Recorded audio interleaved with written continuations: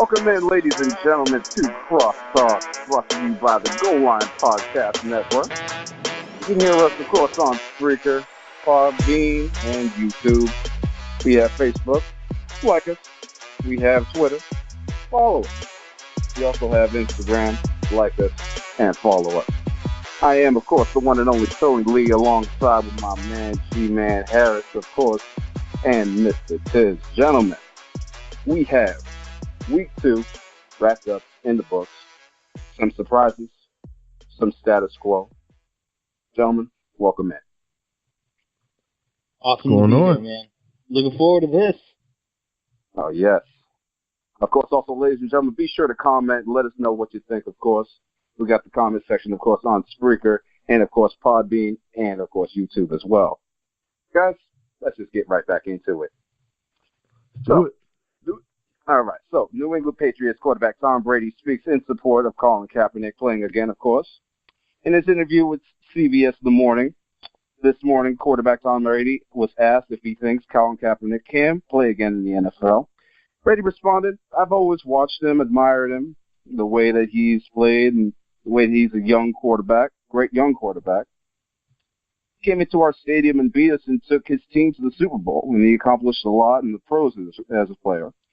And he's certainly qualified, and he hopes he gets a shot."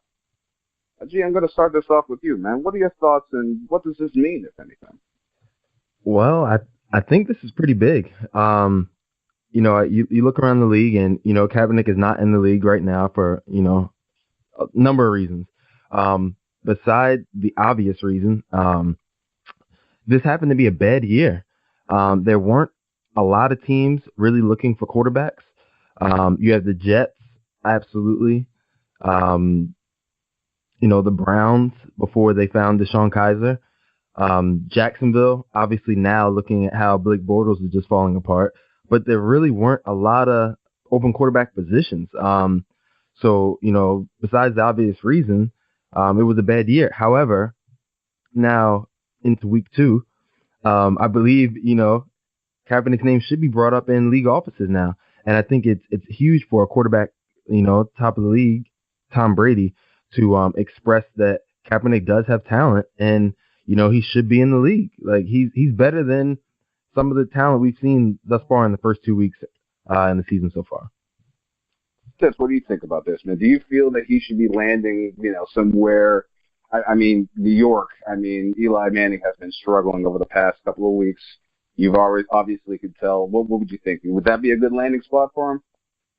New York Giants, I'm not sure, but the man definitely deserves a job. I think I've mentioned Kaepernick in each of the podcasts that I've done so far, saying that the man needs a job. He not only does he need it, he deserves it. I have the stats from the Super Bowl. Given the Super Bowl season that he had was 4 years ago, but he carried not only that team, but specifically their offense.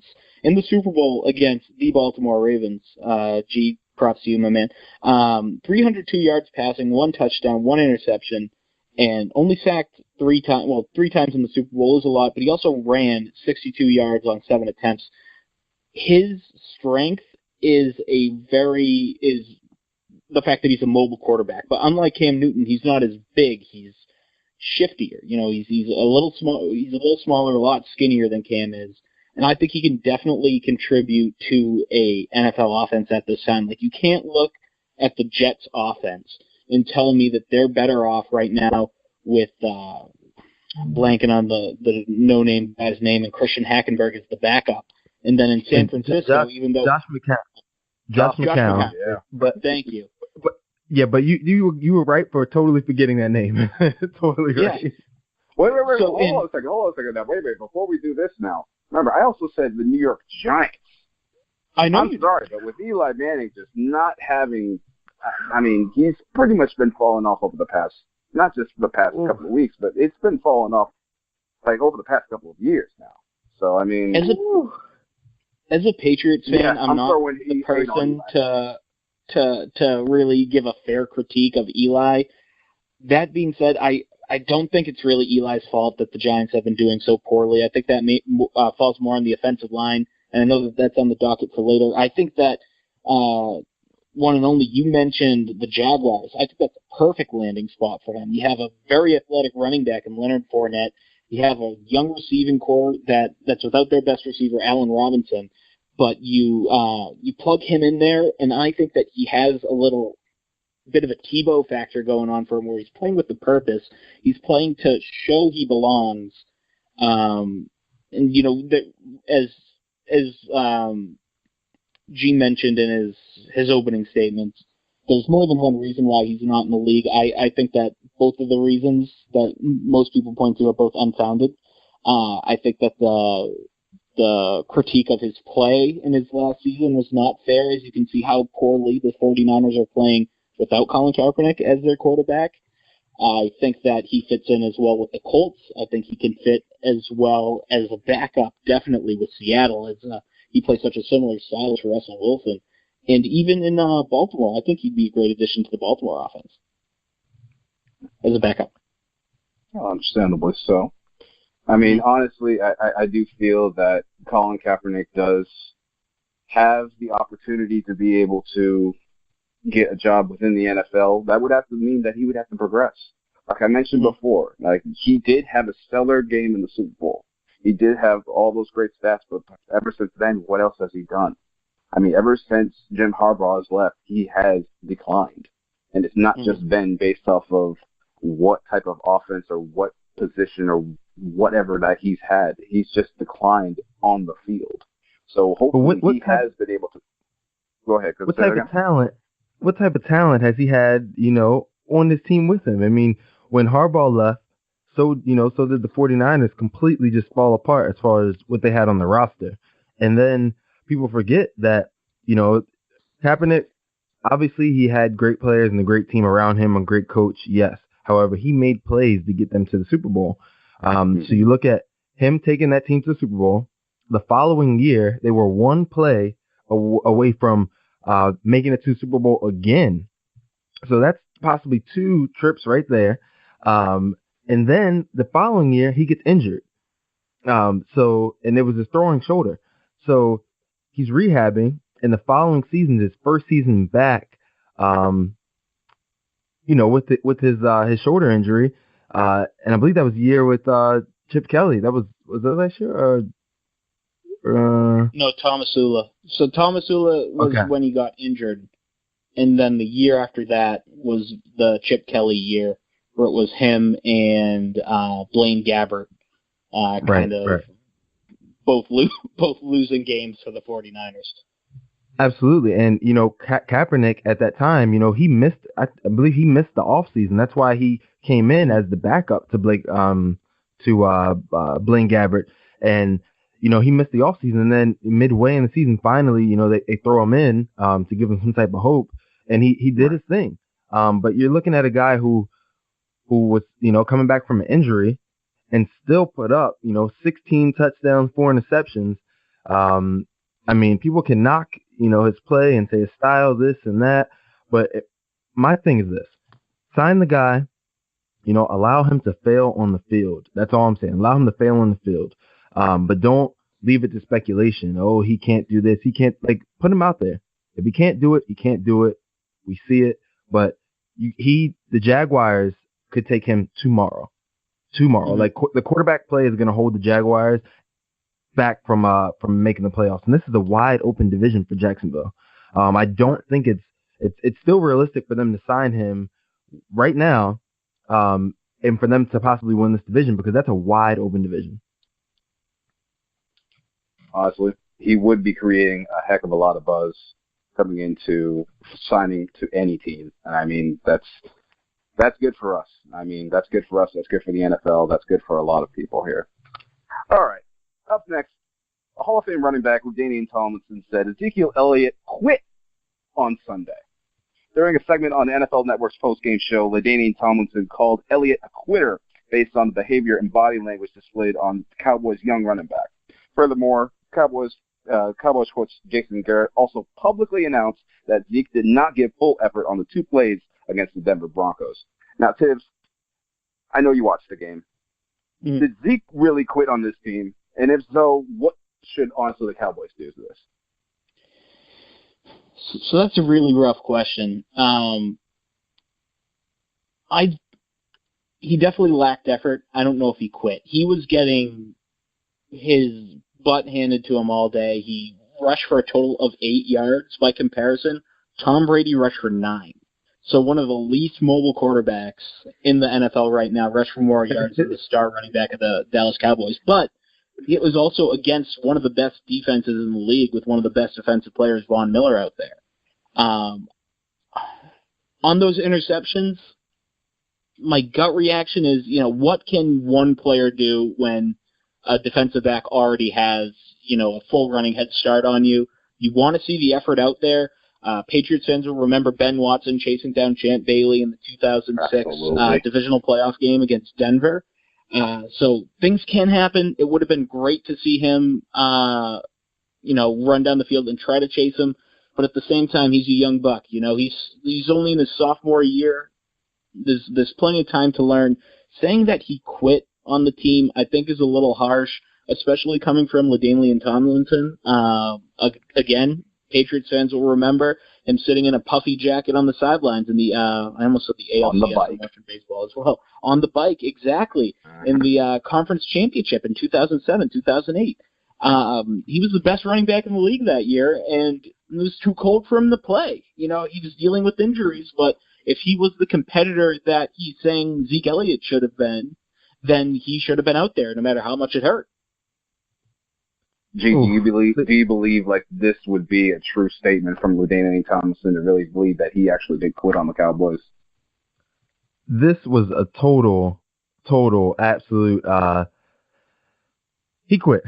LaDainian was perfectly on point with his comments.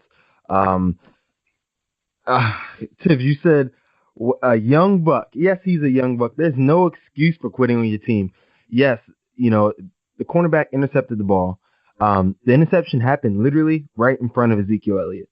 He literally just stopped on the field, put his hands on his hips, and watched. No pursuit whatsoever. You're talking, the NFL, a game of inches. We always talk game of inches. If your quarterback throws an interception, if you guys have the opportunity to tackle down that defender to limit the amount of yards that your opposing team is gaining, that's a positive. When you don't have guys on the same page and not giving that same effort, it is a problem. Zeke Elliott, I think right now he's being exposed. He has a lot going on legally with the NFL, and he's trying to maintain that he has character and things like this, but this is not helping his case at all. I had so much respect for Ezekiel coming out of Ohio State. I read his story, had so much high hopes for this kid, but now, it's, what it's like? You said he's a young buck, and, he is young. I'm not excusing his actions, but it's almost like he received so much fame and success so quick in his career that now he has a little bit of arrogance with him. His pouting on the sideline, he was sitting on the bench on the sideline by himself, not engaging with any of his teammates. This is not good. This is not good. And I'm surprised the guys like Des Bryant didn't get in his face and try to, get him together. I think that Jason Garrett, he should be done in Dallas. I know Jerry loves Jason because he's his little puppet, but Jason does not have control of this team. Like this is ridiculous. This is ridiculous. And then you look at a guy like Des Bryant, who, when there are run plays, if you watch the film, when it is a run play, you can tell by just looking at Des Bryant. He's not running routes at all. He literally, when the ball is snapped, he's jogging, letting you know it's a run play. Pass play, he's juiced up, ready to run. But Jason's lost control of this team. Honestly, I mean, seeing Zeke on the sidelines pouting like that, I can only just be able to sum it up with one thing. You're a professional athlete. You can take a loss like a man. Okay? Plain and simple. You had a rough game. Things weren't going your way. If you quit on it, so what? You shouldn't be doing that whatsoever. And LaDainian Tomlinson, you're an absolute hypocrite for actually literally considering someone to be a quitter when you were doing that thing constantly when your team needed you. Moving on. the New York Giants, guess what? They lost again. Why aren't we surprised with this one? Just 2 weeks into the 2017 season, the New York Giants are sitting on an 0-2 after another embarrassing display on primetime Monday Night Football last night against the Lions. Now, G, is it time to press the panic button over in New York? I'm over here pressing, this my clicky pen. I'm pressing that right now. That's the New York Giants panic button right there. It is time to panic, New York. It's time to panic. I mean, this is a team that, many people thought were going to win the division. We talked about how great this defense could be, and they got, OBJ. Oh, my goodness, they signed Brandon Marshall. You got Eli Manning. They got this young tight end, Ingram. And what are you getting on the field? Absolutely nothing right now. This is embarrassing. They have no offensive line whatsoever. I believe Eli is struggling because of the line. In the game, he had a few questionable plays, and also with the play clock a few times. It's no excuse for a veteran quarterback to not know the play clock is, coming down while you're in primetime football as well. Eli has to get it together. Eli Manning is one of those quarterbacks you never really hear when we discuss elite quarterbacks, but we still associate him as a possible future Hall of Famer. So it's like it's tough because his stats are there, but Eli on the field, he's never been that guy you totally have confidence in. Sometimes he gets it done. He has the 2 Super Bowls to show for it, but right.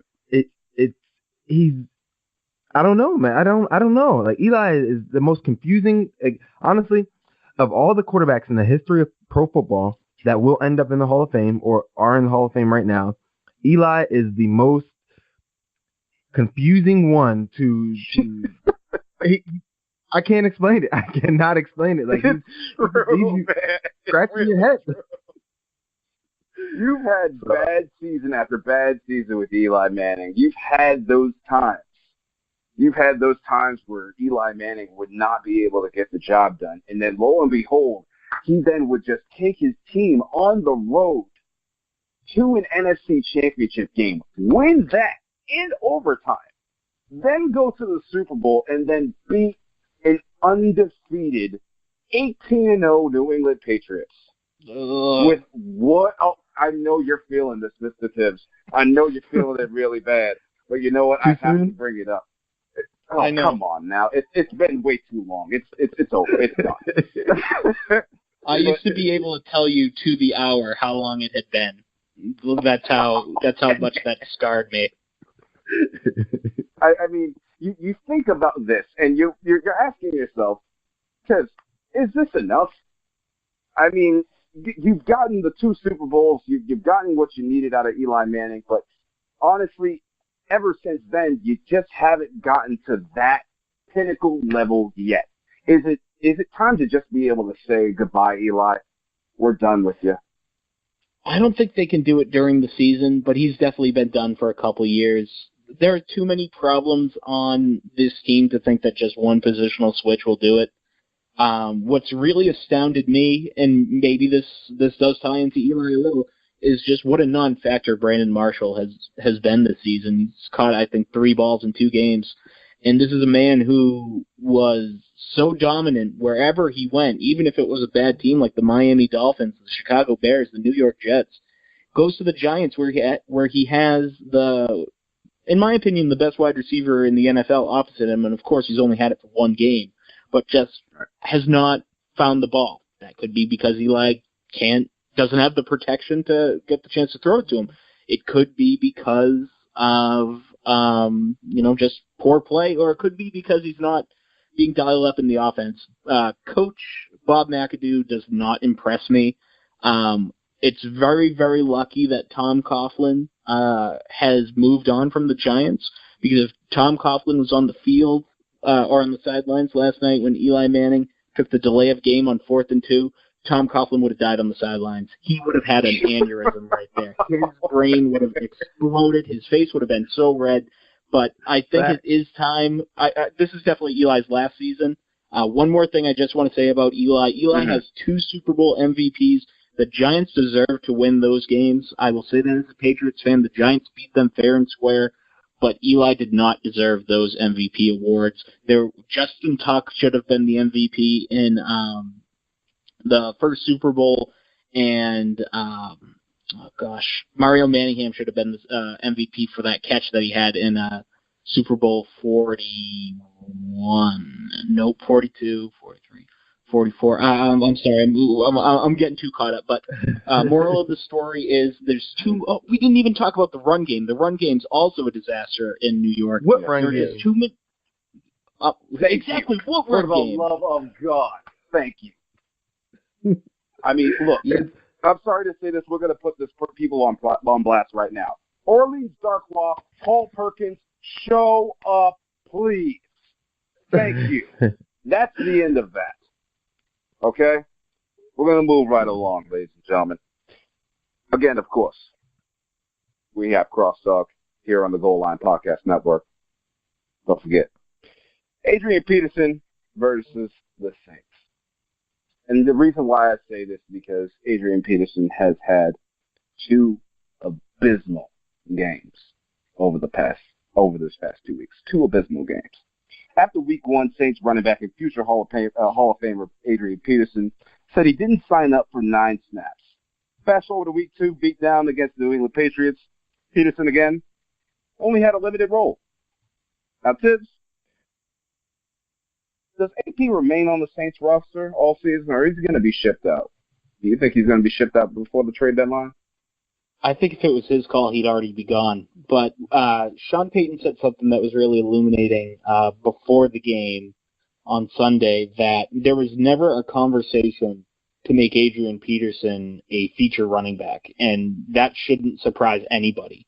In his last couple seasons, injuries withstanding, but he's only played, he only played 3 games the season before. In 2014, due to his behavioral issues, he only played 1 game. And then in 2015, in between his injury season and his behavioral season, he wasn't the same Adrian Peterson. Still rushed for 1,400 yards, almost 1,500, but he's definitely got a lot of miles on the old run back odometer there. I think, like I said, if it was up to him, he'd already be gone. He doesn't strike me as someone who will play the company line and say, I'm just here to do what they need me to do. I think that he'll make a stink and basically get himself traded. But if Sean Payton, being a stubborn guy that he is, I wouldn't put it past him to just keep him on the roster out of spite. It's interesting to kind of figure out where he would go if he doesn't go to if the Saints do indeed let him go. I think the Cardinals might be a good landing spot for them. They played the Colts this weekend, and without David Johnson, their running game was non-existent. Now, the Cardinals have a lot of trouble. The running back spot is actually one of their least concerns. If Carson Palmer can't, throw a ball to one of the greatest receivers of all time and a pretty decent receiving core he has, I think he'd also fit pretty well in New York. With the Giants, of course. We were just talking about their abysmal run game. But at this stage in his career, it doesn't matter. The man is 32 years old. He's really getting up there in years. So for running backs, that's pretty much near retirement age. Don't know how much more effective he's going to be. What do you think, G? Well, I look at it like this. AP, he's still half man, half machine in my book. If his name is Adrian Peterson, his name is still all day. And there is no way, look at that, I'm rhyming. There is no way that all day remains on the Saints for the rest of this season. The Saints will release Adrian Peterson before week 6. I'll give it week 6. He will be released. And it won't be like a bitter release. Obviously it's, if you're ending this marriage so soon, you would think it's bitter, but I think it will be more out of respect for Adrian Peterson. The Saints, I don't know what it is about the Sean Payton era, but they just, no matter who they get in, what kind of defensive geniuses they get in, this team cannot play defense. You can argue that they don't have the players for it, but I just say I don't know what it is. It's something going on, but they can't play defense. I don't care who they put on that defensive side of the ball. So I believe, the Saints season are going to be, it's going down the drain. I don't think they're going to be making anywhere. And I believe out of respect, Adrian will be cut by week 6. And I could see him, hey, Adrian Peterson, you mentioned the Cardinals, not a bad spot, for him at all. But I say, look at the Tampa Bay Buccaneers maybe. Also, maybe a team like the, let's say, New York Giants, who should have signed him in the beginning anyway. I'm hesitant to say the Green Bay Packers because Ty Montgomery is really coming along as a running back. But, hey, these are 3 teams that, he should definitely be on the watch for. Baltimore, maybe. But I believe Adrian Peterson, he needs that workload. I'm really not sure why he signed with the Saints. It on paper, you could kind of tell this wasn't a marriage that would work, especially knowing you're Mark Ingram. So, I wish Adrian Peterson the best of luck, and I believe he will be out, and hopefully the Giants, Packers, or Bucks come calling. What about Dallas, G, before our one and only gives his thoughts? What do you think if Zeke's suspension gets upheld? No, Dallas? No. Dallas has a plethora of running backs. Alfred Morris, Darren McFadden. Alfred Morris, he's a top 20 back in this league, and he's a dying backup in Dallas. So I think Dallas is cool there, but yeah, I think AP can still get it done. He can still get it done, but you can't expect to give a guy 4 or 5 carries and say, oh, you didn't rush for 100, No. Well, I'm not going to lie, it's definitely a fantasy nightmare for anybody who ended up choosing Adrian Peterson. Now, also, yes, mind you, before he ended up choosing the Saints, he also worked out in New England, and he had a chance to be able to go there, but then decided to go to the Bayou, with which then New England chose a Mr. Michael Gillisley, and that you can already tell how much that actually worked out for New England. Now, our final piece of business, coming from somebody who also then changed to a different team, Mr. Marshawn Lynch, my man who usually just goes to press conferences just so he doesn't get fined. Marshawn Lynch is back, and my man, he is having so much fun over in Oakland now. The Oakland Raiders running back Marshawn Lynch, a.k.a. Beast Mode, is back in the NFL, and boy, does he look good having taken 1 year off. 2 weeks in the books, and the Oakland Raiders look as though that they made the right decision bringing in my man Marshawn Lynch. Marshawn was seen on the sideline dancing during the 4th quarter as the Raiders, of course, blow out the Jets in emphatic fashion. Now, Mr. Tips, does Marshawn Lynch dance his way all the way to Canton, Ohio? Does he get himself over into the Hall of Fame? I'm all about that action, boss, and I think that he has definitely made a case as one of the greatest running backs of all time, not only for his career or his body of work, and I'm trying to pull his stats up right now, over almost 10,000 yards. He's less than 800 yards away from the 10K club, but also for those legendary runs that he's had, the Beast Quake against the Saints, that great run that he had against the Arizona Cardinals, and without one of the, fortunately for me and my other Patriots fans, without one of the worst play calls in Super Bowl history, he'd probably have a Super Bowl MVP under his belt too. He didn't really make a name for himself in Buffalo. He was serviceable, but he was never what he was in Seattle. And I think that I'm not the only one that's pleasantly surprised with how well he's done in Oakland so far. He's a fun guy to watch. He really enjoys football. And he kind of doesn't seem like he enjoys it, but then you get these moments against the Jets where he's dancing on the sidelines on Sunday. Or when he's doing those funny skits on the Conan O'Brien show. I think Marshawn's the best. He's one of my favorite non-Patriots in the league.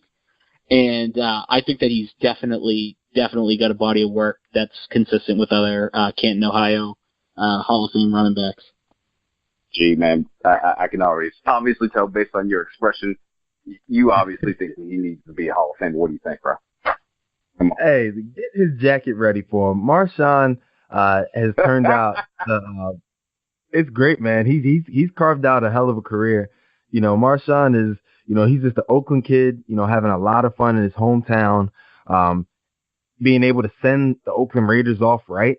If the Baltimore Ravens can't win the Super Bowl this year, I pray to God that it is the Oakland Raiders. The city of Oakland deserves it more than any team in this league other than Baltimore, but more than any other team.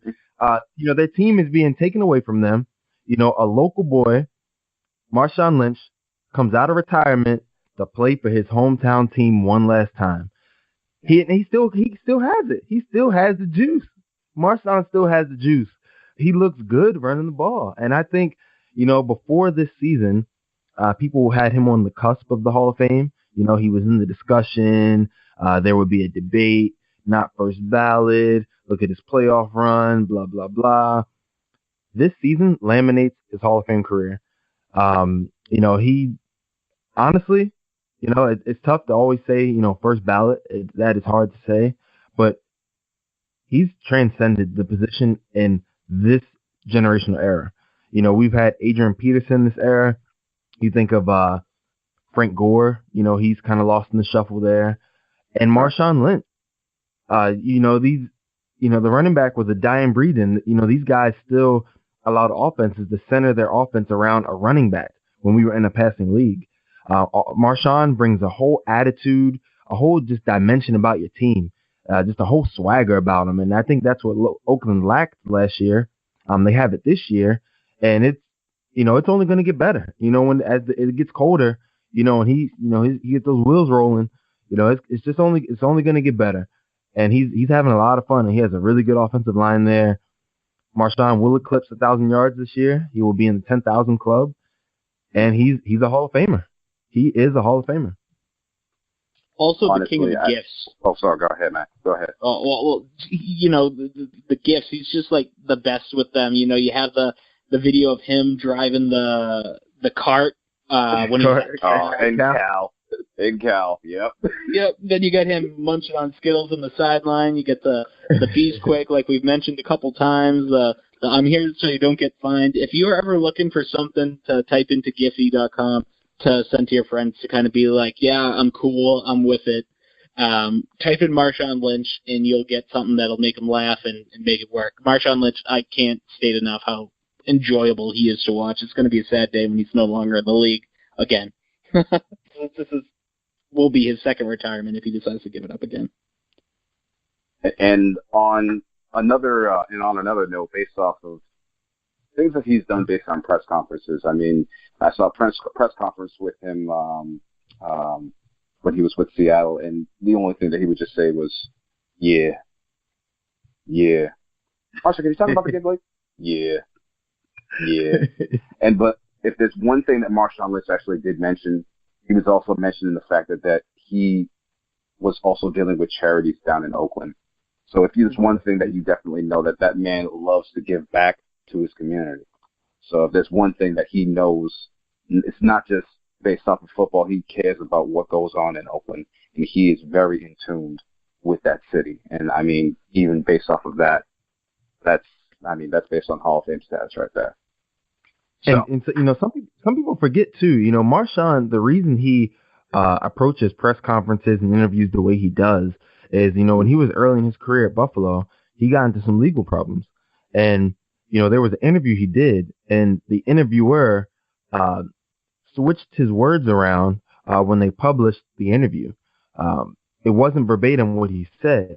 So ever since then, Marshawn just didn't want to deal with the media anymore. You're going to change my words around. I'm just not going to speak to you at all.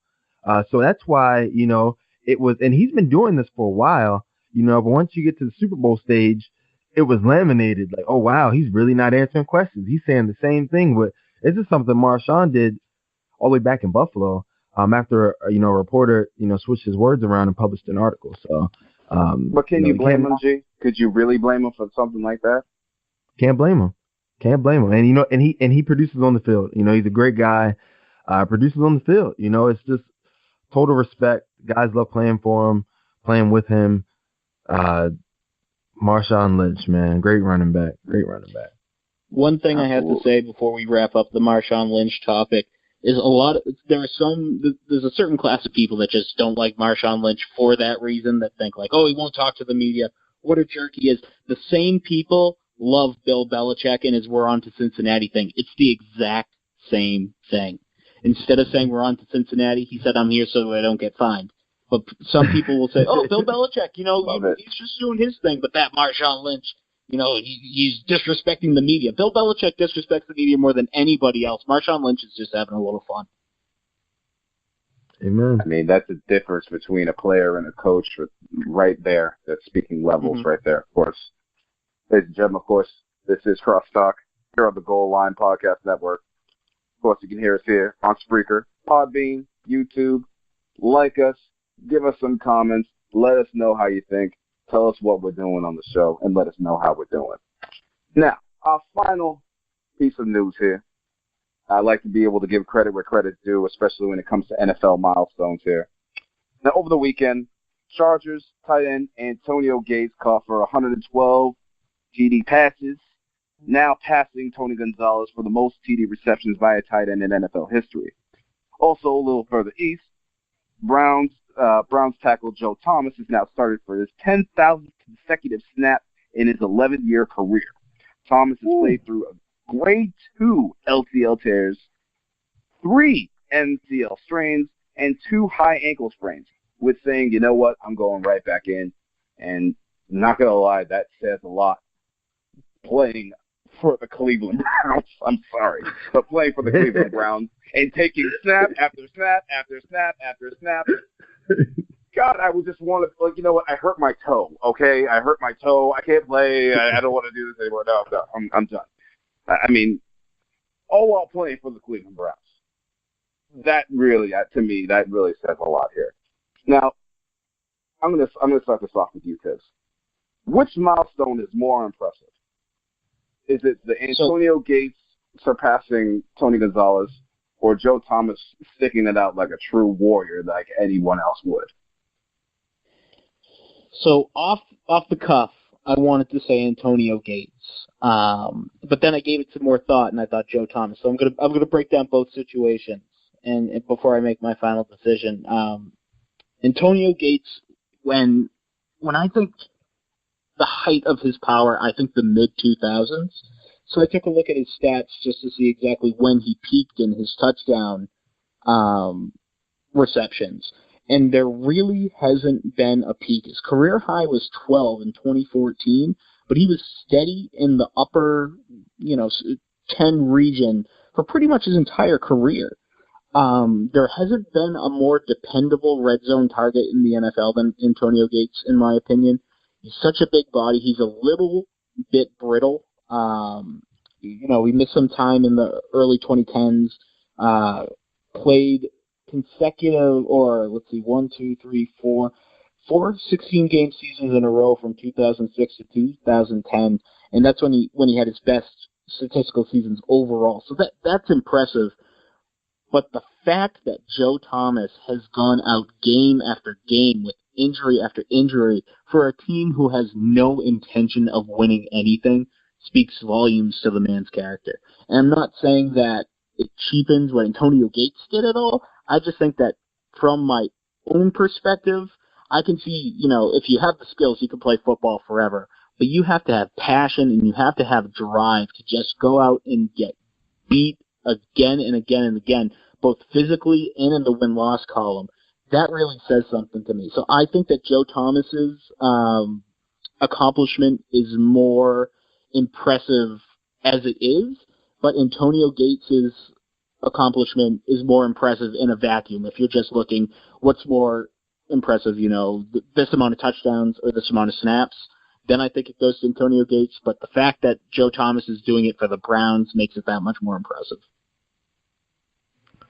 Woo, see that's tough there. People look at, both, and Joe Thomas, I mean, when you're able to play through injury, especially in today's game, I mean, I feel like every other week some team is losing a key player for the season due to injury.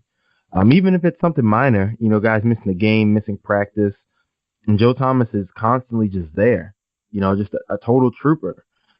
So that is impressive. However, I'm sorry. You're a big guy, Joe. I respect it, but I'm going to give my guy Antonio Gates some credit here.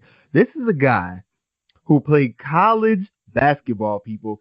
He didn't play college football. He played college basketball, okay, at Kent State. People forget his junior season at Kent State, Antonio Gates averaged 16 points, 8 rebounds, and almost 3 assists per game playing basketball. He leaves Kent State, says, you know what, I'm going to try out for an NFL team. San Diego Chargers. Scoop him up. He makes an impact and has an illustrious career in which he has. And Antonio Gates is not one of these tight ends you see like in a pass-happy NFL. He had LaDainian Tomlinson there. This was a run-based offense at one point in time. And Antonio Gates was there, and he was blocking. We're looking at a complete tight end that can block and catch. And this is someone who, like I said, he was not playing college football. So this is a guy, he last played football when he was in high school, and now every team, ever since Antonio Gates, he's changed the position. Guys are always, teams, look at Julius Thomas. Now of the Dolphins, Peyton Manning, the Broncos, and then they discovered him. He was a basketball guy. Look at Jimmy Graham, that basketball background. Ever since Antonio Gates, analysts, scouts alone, they all mention guys' basketball backgrounds. Oh, it's like he's playing basketball. Oh, this and that. Everyone's looking for that next Antonio Gates. A lot of guys have gotten opportunities to make teams simply because they played basketball, and teams were hoping they could get someone as great as Antonio Gates.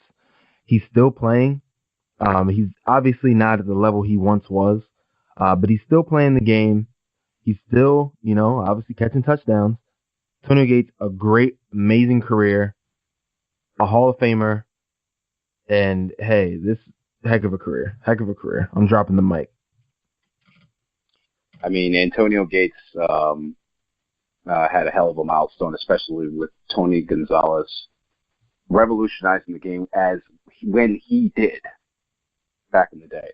Now, with Joe Thomas has had, under his tenure, 18 different Cleveland Browns quarterbacks. From Bruce Gradkowski, Eric Anderson, Charlie Fry, Robert Griffin, Deshaun Kaiser now, and so on and so forth. This man has gone through player after player after player, losing record after losing record after losing record after losing record. Now, for a man who's gone through all of that, he's checked into work every day. Gee, you check into work almost every day, right? Absolutely. Tibbs, how about you? Yeah. I check in, then I check out. No, I'm just kidding. The American way. The American way, of course. So knowing that and thinking of that, I honestly am going with Antonio Gates on this one. I mean, absolutely. Stats definitely compared to the fact that, I mean, I appreciate the Iron Horse in Joe Thomas, but, I mean, you went to work. You did what every American's supposed to do, bar none. So I'm going to be going with Antonio Gates on this one. Gentlemen, do you have anything to be able to say before we wrap up this segment over here and we wrap up this podcast? Tiz, you? I think what I'm looking at Antonio Gates' numbers, and when you think great tight ends these days, you think Jimmy Graham, Rob Gronkowski, Antonio Gates. The thing that really sets Antonio Gates apart from Gronk and Jimmy Graham is how consistent he's been and how consistent he's played. He's played in over. I'm trying to get. Never mind, it doesn't have the numbers, but he's played complete seasons more than Rob Gronkowski and Jimmy Graham have combined. So I think that really it's pretty much in the same vein as Joe Thomas's accomplishment, which once I kind of dug into it more, I'm starting to lean with you guys to see exactly where you're going with the Antonio Gates comparison, or I'm sorry, leaning Antonio Gates rather than Joe Thomas. And he's only lost 5 fumbles over his career, and I think that's impressive as well. In over 14 years of playing in the NFL, the man's only lost 5 fumbles. That's a lot to be able to say, man. G-Man, do you have anything else to say before we wrap up here? Only thing I'll have to say is, Giants fans, please, I feel bad for the Giants. I'm just going to say, before we wrap up, Giants fans, keep the hope. I hope that Eli Manning talks to this offensive line because they had the talent there to succeed. But what's crazy? If the Giants do not get together, the Washington Redskins have a chance to win this division. This is like the team that everyone expected to be last in the division. The Washington Redskins have a legitimate shot at winning this division. It's wide open. The NFL it's so much parity in the league right now. This division's wide open, and I am excited. I am excited for Week 3, baby. Let's go. Man, with Week 3 coming around the corner, we got Thursday night's game with the Rams versus the 49ers. We obviously pretty much can tell what could possibly happen in this scenario, regardless of whether or not the Rams would be home or away. But you know what? That's why we play the game. 60 minutes of nonstop football, and we are excited for it. Ladies and gentlemen, that's going to wrap up CrossTalk here at the Goal Line Podcast Network. Of course, you can hear us here on Spreaker, Podbean, and of course, YouTube. We have Facebook, like us. We have Twitter, follow us. We have Instagram, of course, like us and follow us. For G-Man Harris, my man Tim, I am the one and only Tony Lee. Time to wrap it up. We're out of here. About that action, boss. Jags, call Cap.